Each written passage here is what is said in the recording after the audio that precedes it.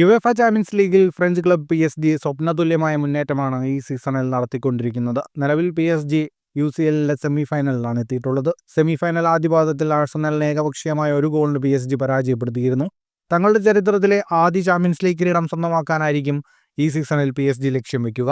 ഇപ്പോൾ PSG ഈ മികച്ച മുന്നേറ്റത്തിന് പിന്നിൽ ടീമിന്റെ പരിശീലകൻ ലൂയിസ് എൻറിക്കെ പ്രശംസിച്ചുകൊണ്ട് സംസാരിക്കുകയാണ് മുൻ ജർമ്മൻ താരം ബാസ്റ്റിൻ ഷവൈൻസ്റ്റീഗർ. PSG ഏറ്റവും വലിയ സൂപ്പർ സ്റ്റാർ ലൂയിസ് എൻറിക്കെയാണെന്നാണ് ഷവൈൻസ്റ്റീഗർ വിശേഷിപ്പിക്കുന്നത്. PSG നെയ്മർ ഉണ്ടായിരുന്നു, എംബാപ്പെ ഉണ്ടായിരുന്നു, മെസ്സി ഉണ്ടായിരുന്നു. എന്നാൽ ഇപ്പോൾ ഒരു സൂപ്പർ സ്റ്റാർ ഇല്ലാത്ത ഈ ടീമിൽ കാര്യങ്ങൾ വളരെ മികച്ചതായി തോന്നുന്നു. എനിക്ക് തോന്നുന്നത് ഈ ടീമിലെ ഏറ്റവും വലിയ സൂപ്പർ സ്റ്റാർ ലൂയിസ് എൻറിക്കെയാണെന്നാണ്. അദ്ദേഹം ബാഴ്സലോണയുടെ പരിശീലകനായിരുന്ന സമയങ്ങളിൽ അത്ഭുതകരമായ പ്രകടനങ്ങളാണ് നടത്തിയത്. എല്ലാ താരങ്ങളുമായും അദ്ദേഹം ടീമിൽ കാര്യങ്ങൾ കൈകാര്യം ചെയ്ത രീതി അതിശയകരമാണെന്നും ബാസ്റ്റിൻ ഷവൈൻസ്റ്റീഗർ പറഞ്ഞു.